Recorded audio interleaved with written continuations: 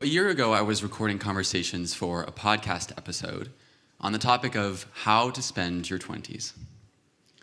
And I posed this question to someone that I deeply admire. He's a professor at Montana State University named Dr. Thomas Donovan. This is what he told me. I think you should spend your 20s like you spend the rest of your life, being curious. All your decades should be filled with curiosity. And it's wonderful advice, right? But here's the thing. As we get older, our ability to act on our curiosity seems to diminish. As children, we're encouraged to follow our curiosity. We're given the space to explore and to pursue the things that interest us. But then we become an adult. This is me. A college graduate. On the outside, looking quite confident about the whole thing, but on the inside, I was feeling more lost than I've ever felt in my life. I had just completed a 4-year computer science degree, and I had landed a lucrative job as a software engineer. But I felt stuck. And that's because software engineering was not my passion. There's a poem by Mary Oliver that ends, "Tell me, what is it you plan to do with this one wild and precious life?" And this is the question that I couldn't stop thinking about. I knew that there had to be something else out there for me. I just didn't know what it was yet. So the summer after graduation, something happened that totally changed my life trajectory. A friend invited me on a 3-week trip to Vietnam. And I found Vietnam intoxicating. Cities swarming with motorbikes, winding mountain roads through dense jungle, incredible food that cost you just $5, and it was foreign and fascinating. But something else happened. I started meeting foreigners who were living in Vietnam long term. Some of them were there to teach English, but some of them were digital nomads, people who work online and are able to travel and live anywhere. And so after that trip, my friend flew home to start his career, and I decided to stay. I had some savings, a laptop, and I knew how to code, and I figured I was going to become a digital nomad. So the first thing I do is I go to Chiang Mai, Thailand, which is this digital nomad hotspot, and I create an account on Upwork, a job site for freelancers. And within 2 weeks, I was able to land my first gig with a US-based client building a mobile app. I was working just 15 hours a week, making $30 an hour, so about $1,400 after taxes, and this was plenty of money in a place like Thailand where you can live comfortably on $1,000 a month or less. And so this new part-time remote job, it gave me a level of freedom that I have never experienced. For the first time in my life, I could travel and explore without a deadline. I could go anywhere and do almost anything. And that's what I did. I traveled around northern Thailand on a motorcycle. I did a Vipassana meditation at a forest monastery, and I got scuba certified on an island. And I actually worked 8 hours on the ship on the way there using cellular data and a Wi-Fi hotspot. And around the same time, I had this idea to start a podcast about lifestyles and career paths that break from the American norm. I wanted to expand my own awareness of life possibilities and then share them with the world. And so I began interviewing people living in radically different ways. I interviewed a 24-year-old woman who was cycling from Thailand to Spain, 15,000 miles over the course of a year and a half. I sat down with a 21-year-old German man who had left his upper-class family to become a Buddhist monk. And in one of the more strange experiences of my life, I spent a week on a tiny island off the coast of Thailand with this group of people building a network of eco-villages around the world.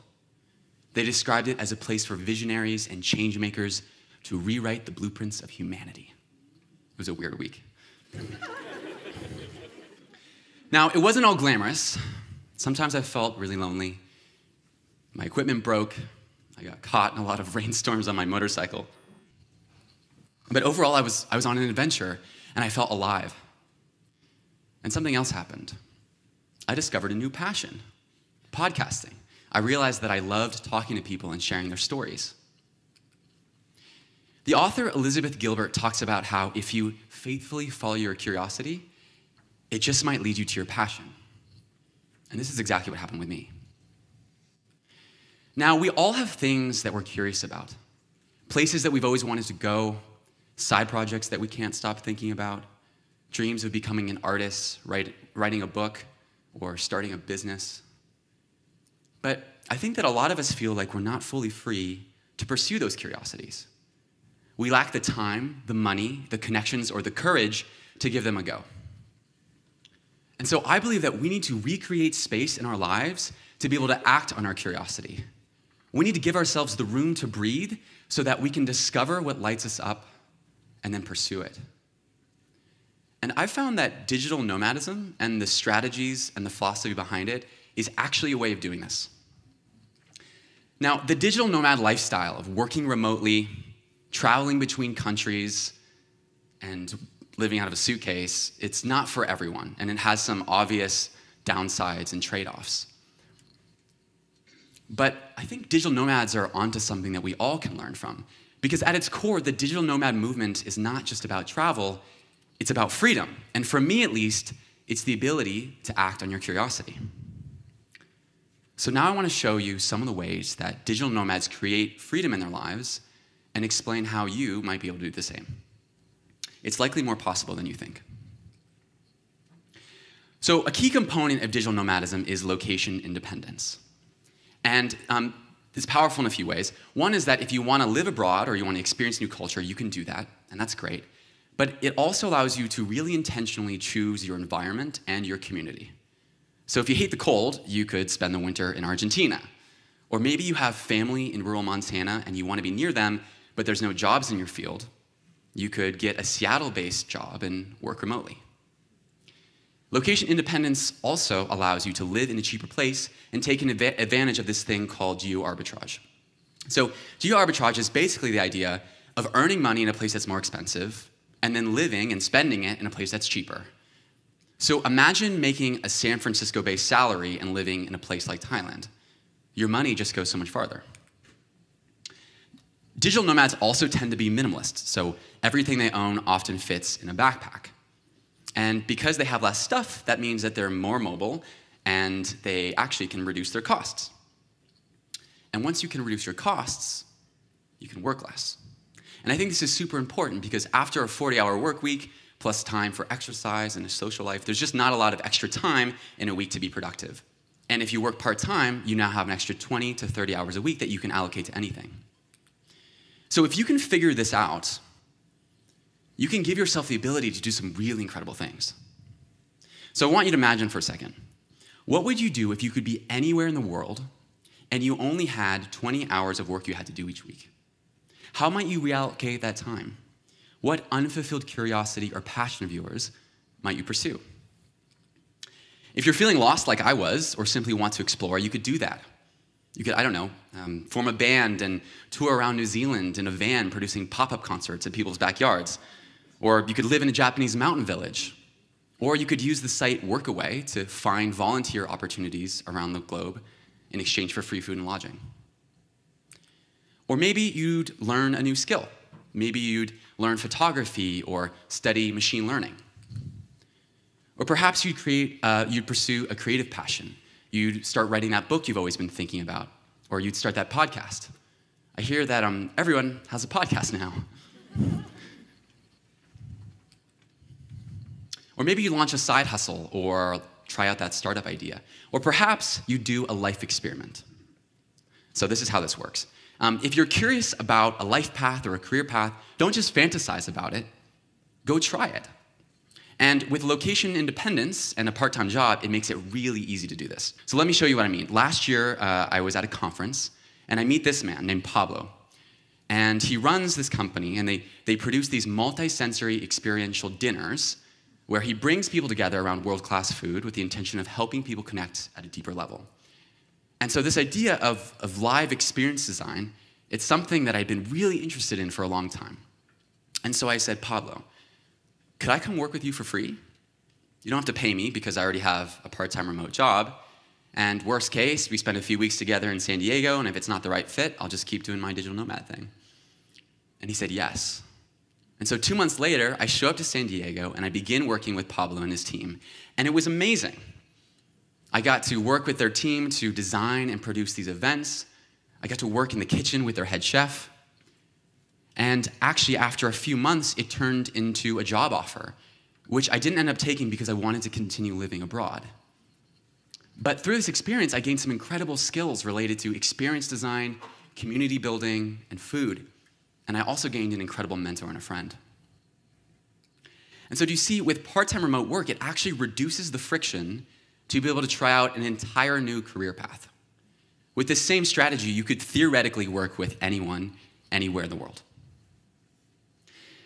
So at this point, you're probably thinking, okay, this seems cool, but how would I actually begin working online? Well, the good news is that remote work is quickly becoming the new norm. So it's estimated that within the next 5 years, 70% of Americans will be working remotely at least 5 days a month. And what this means is a greater cultural acceptance of remote work, better technology to facilitate it, and more fully remote jobs. But what if you want to get started working remotely right now? Well, the first thing to do would be to get the right skills, something that you can do remotely and is in demand.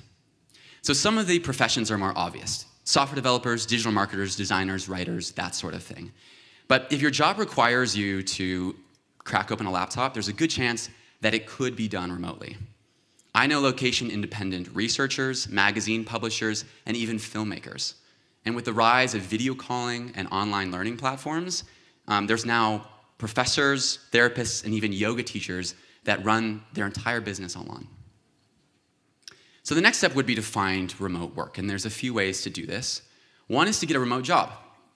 More and more companies are starting to embrace remote work because they're realizing that it makes their employees happier and more productive, and it lowers their operating expenses because they don't have to pay for a central office.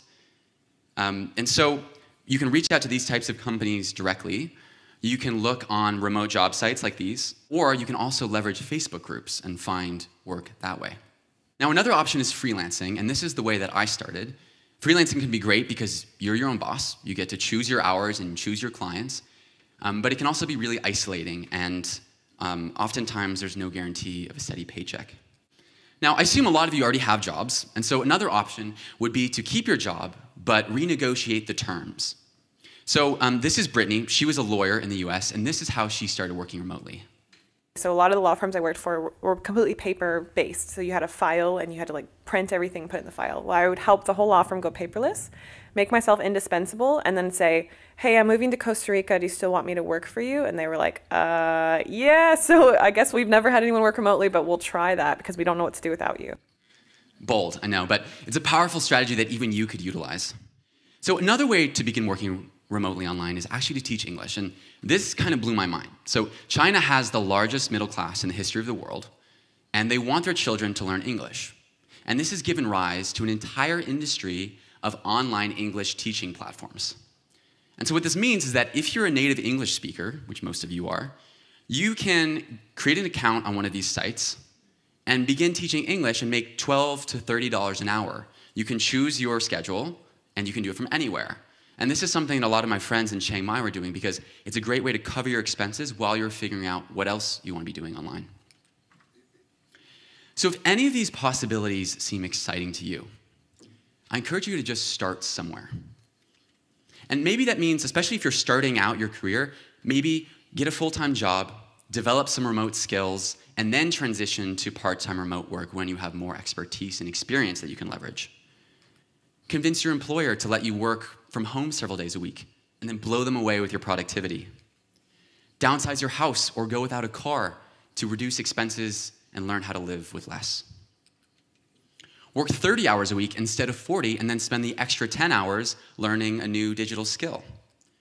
Maybe pick up some freelance writing gigs alongside your day job, or rent out your apartment on Airbnb for a month and go on a trip to Bali or another digital nomad hotspot. If you want to live life differently, take the first small step forward. Because with each step, your awareness of the possibilities will expand, and you'll meet other people who are thinking the same way and can help you along your journey. I want to live in a world where everyone is free to spend time acting on their curiosity. At an individual level, this allows us to discover our passions, the things that make us feel most alive, and then act on them. And at a societal level, this creates a better world, because what the world needs most is people who've come alive. Thank you.